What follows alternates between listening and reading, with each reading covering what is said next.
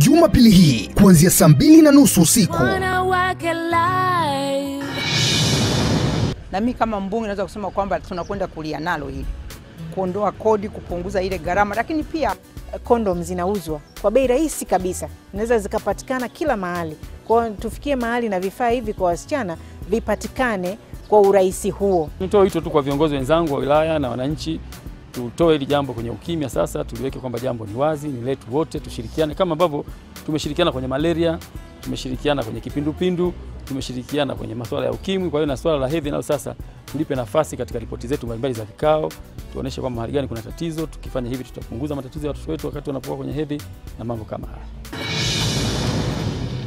Pato la taifa halipatikani tu kwa hela zinazotoka kwenye masuala labda ya misitu, masuala yanayotoka kwenye utalii, masuala yanayotoka kwenye ukulima, kuna masuala ya malezi, kulea taifa.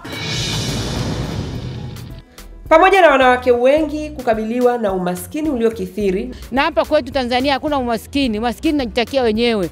Ukifanya kazi utapata hela.